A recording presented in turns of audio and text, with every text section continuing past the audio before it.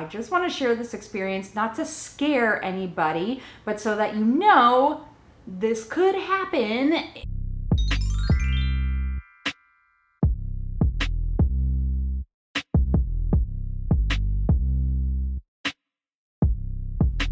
What is up, Sara Squad? Welcome back to my channel, Lose Weight Sara, where I'm on a mission to lose 100 pounds my way, which now includes a vertical sleeve gastrectomy that I had on August 19th.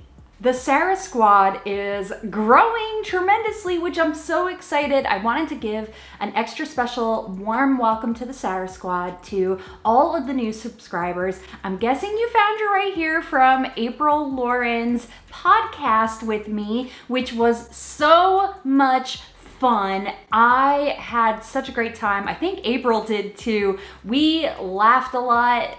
We were on that call for hours. We just had such a great time. And I think it was a really great and important conversation to have around weight loss surgery and how I came to that decision. So if you haven't listened or watched the podcast yet, I'm gonna link it up here for you to go back to later. It's long, it's almost 2 hours, but I promise you it's a lot of fun. So come listen to us hang out, and I'd love to hear your thoughts on it as well. So be sure to share that with me either here on YouTube or over on my Instagram, which is at Lose Weight Sara. So really this week I am now 4 weeks or 1 month post-op as of today, and it has been a week full of learning new things and adopting new habits.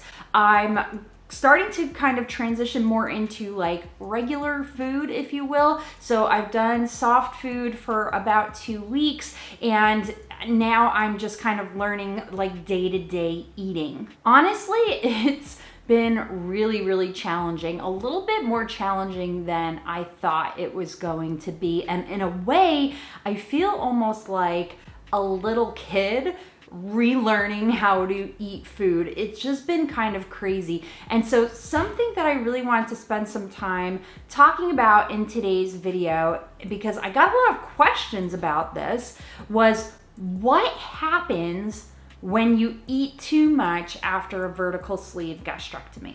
I know a lot of you were really curious about what happens if we overfill our sleeve, or as it's commonly referred to is the pouch, because after VSG, your stomach is basically a banana-shaped pouch.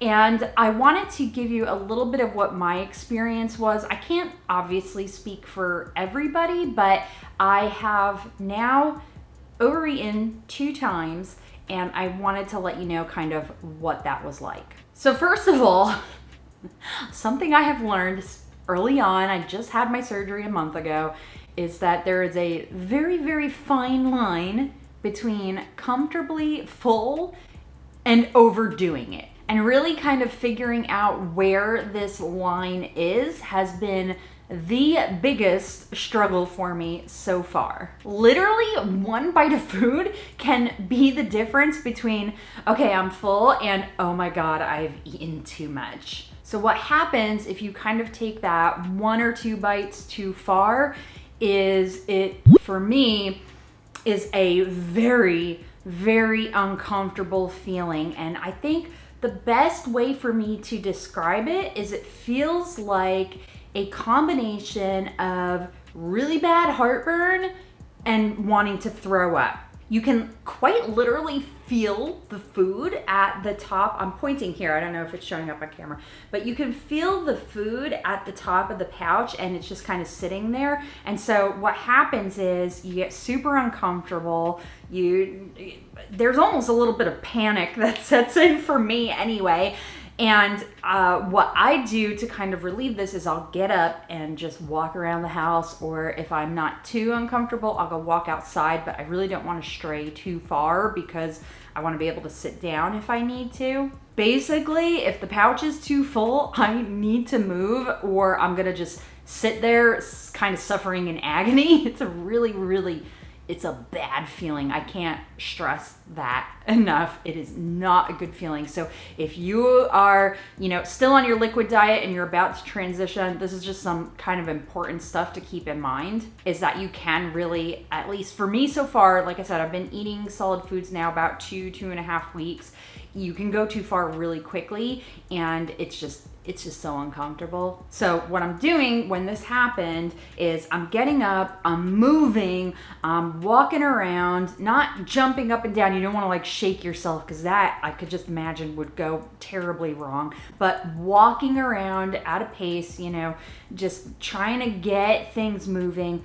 A lot of air will come up. I think for me, that's one of the problems I have right now, is that I've always been kind of gassy, bloated, and that may be because I have an H. pylori infection that I just started treating. But that gassiness takes up space in your little pouch, and there's not a lot of room in there as it is. So for me, as I'm walking around, I'm trying to burp, I might be passing gas, just trying to get that air out and moving so that my food will go down. So the one time that I really, really overdid it, I had made a dinner of like a chicken and mushrooms dish. It wasn't anything crazy or junky, but I had felt really hungry before I ate, and then I just overdid it. I did not stop and listen for my fullness cues.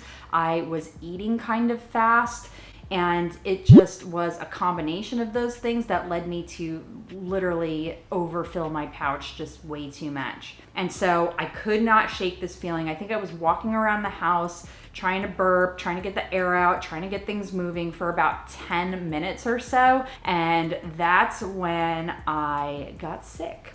I threw up, and I just want to share this experience, not to scare anybody, but so that this could happen, especially early on. I don't know how it is, obviously months down the line. And what happened to me was I actually threw up, and the throw up is not like, and I'm sorry, this is so gross to explain. It's not like when you have like a stomach bug or something and there's a lot of liquid. It's literally your chewed food that's sitting at the top of your pouch all coming up. It's awful. It's disgusting. I learned a very hard lesson that day, and I have not repeated that lesson since. So I would like to keep it that way. So now what I'm really doing is paying attention to those fullness cues. There's all kinds of weird things. It's different for everybody, but some people get like a little, like a cough when they're getting close to being full. Some people do a sigh, like that's your stomach's way of saying like, pump the brakes, we're getting close. Some other things I've heard that other people get are hiccups. For me, it's usually the little cough or the sigh. It's one of those two. But you just need to learn and adjust what your intake amounts are, and be careful. Like once you've taken, I would say 2 or 3 bites, like stop yourself and really just wait a minute or two and try to figure out, am I full? Am I comfortable? Do I really need to eat more right now? So even though those 2 experiences that I had were really, really unpleasant, I just have to learn, right? It's sometimes you learn from your mistakes, and that's been the situation for me in many areas of life, not just my eating. So my focus this week was really relearning how to eat, paying attention to my hunger cues, to my satisfaction cues, my fullness cues, and just then after that, exercise, water, and protein as per usual. But it's been really a very eye-opening experience for me so far. All right, it is time for my weekly weigh-in. Now, as I just mentioned, protein intake was really good this week. Water was on point, chef's kiss, perfect. Did a great job getting my water in. I think I'm still struggling a little bit on the protein side, only because I get so full so fast that even if I plan out a day's worth of food that helps me meet my protein goal, I'm not necessarily able to eat all of that food. So it's been a little bit of a struggle, but I think it'll get easier as time goes on. So I'm not really worried about that. So last week I weighed in at 223.2 pounds. This week I also weighed in at 223.2 pounds. So that dreaded 3-week stall that I mentioned earlier happened to me at 4 weeks. So I am A-okay. I'm not panicking.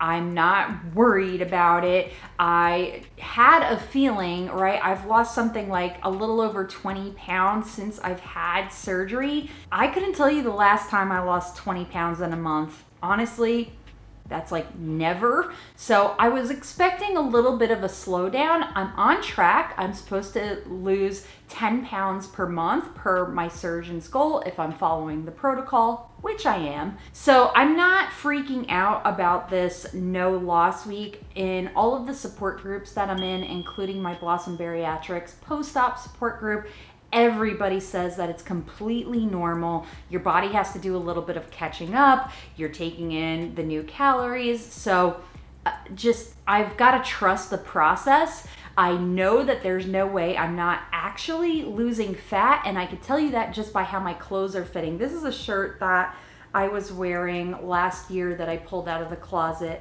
when I was about 230 pounds.